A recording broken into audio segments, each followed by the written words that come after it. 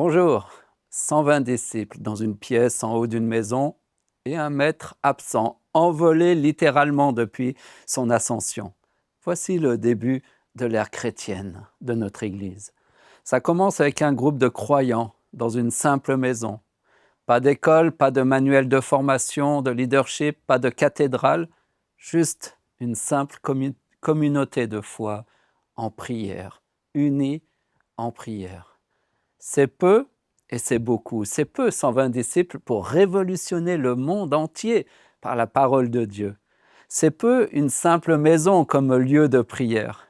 C'est peu, surtout lorsque le Maître lui-même est absent, qu'il est monté au ciel et qu'il les a laissés là, seuls. C'est peu, 120 disciples, pour créer un mouvement mondial. C'est peu et c'est beaucoup en même temps. C'est beaucoup parce que dans leur dénouement, dans leur pauvreté, il ne leur reste plus qu'une seule chose, une parole, bien plus une promesse du Christ ressuscité. C'est peu de choses, juste une parole, une promesse. Et pourtant, c'est beaucoup, car tout l'avenir de l'Église repose sur cette seule promesse. Que ce soit au début de l'ère chrétienne ou que ce soit aujourd'hui, à la fin de l'ère chrétienne.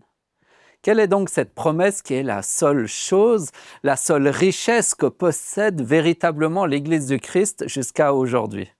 C'est bien sûr la promesse du don du Saint-Esprit. La promesse est là, dans Jean 14, verset 18. « Je ne vous laisserai pas orphelins, je viendrai à vous, promet le Seigneur. » Et comment Jésus va-t-il venir à nous alors qu'il est monté au Père? Et Jésus nous l'annonce dans Jean 14, verset 16 à 17. « Et moi, je prierai le Père, et il vous donnera un autre consolateur, afin qu'il demeure éternellement avec vous, l'Esprit de vérité. » Voilà ce beaucoup, ce tout que possédait cette première Église apparemment démunie de son Sauveur et sans bien, sans richesse apparente.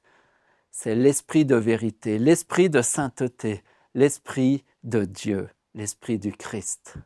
Si l'Ascension aurait pu nous donner l'impression que le Fils de Dieu nous abandonnait à notre sort, la Pentecôte nous rappelle que, au contraire, plus que jamais, Jésus est descendu et se trouve aujourd'hui au milieu de nous. Et Jésus nous le rappelle dans Jean 14, 20, que ce jour-là, en parlant de la Pentecôte, vous comprendrez que je vis dans mon Père, que vous vivez en moi et moi en vous. Dire que Jésus est remonté au ciel signifie en fait qu'il est descendu et entré encore plus profondément au cœur de notre humanité pour habiter non seulement au milieu de nous, comme il le dit, mais bien plus encore en nous, par son esprit. Et nous devenons ainsi le temple de son esprit, une habitation de Dieu en esprit. Et il inaugure finalement, la Pentecôte inaugure un autre mode d'être avec nous. Cette ère de la communion spirituelle, de l'esprit avec nous et en nous. Jésus était la parole faite chair, maintenant il est la parole vivante, spirituelle et toute puissante. Christ est là, au milieu de son peuple, et il est capable de faire de grandes choses. Il est au milieu de son Église par son esprit. Sa présence est plus que réelle. Elle se vit dans l'intériorité de notre être, d'une manière encore plus profonde et intime, et encore plus puissante et libératrice que jamais auparavant.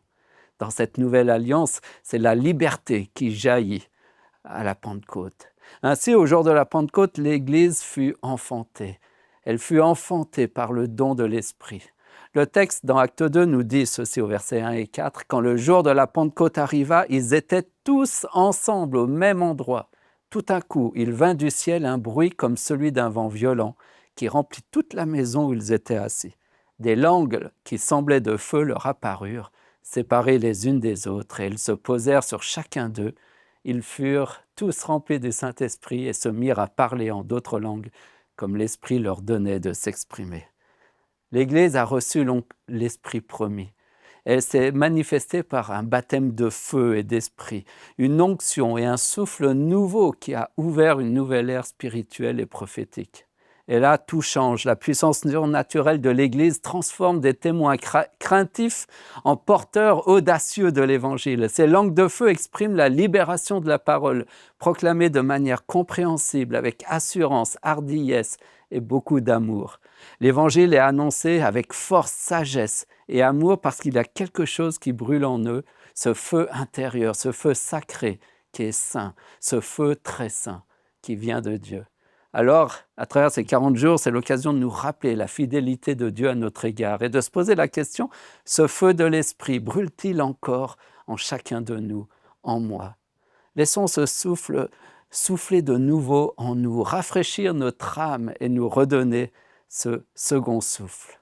C'est vrai, nous pourrions regarder à nous-mêmes et douter. Comme les apôtres au début, nous avons bien peu de choses et nous sommes si peu, si faibles, si démunis.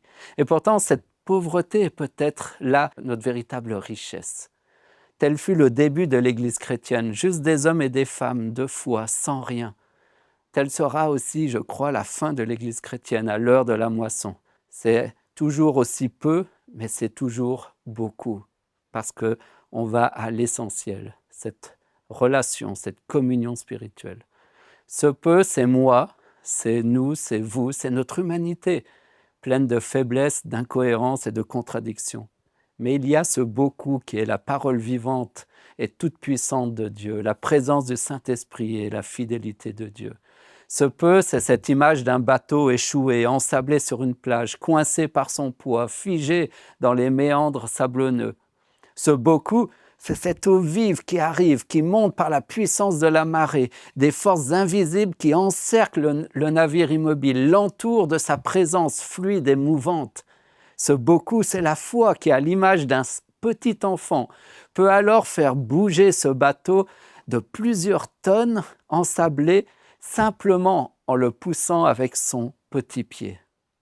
Je suis ce bateau ensablé, le monde est ce bateau figé, et l'esprit est cette source d'eau vive capable de déplacer des montagnes pour manifester la gloire toute-puissante de Dieu envers ceux qui croient totalement.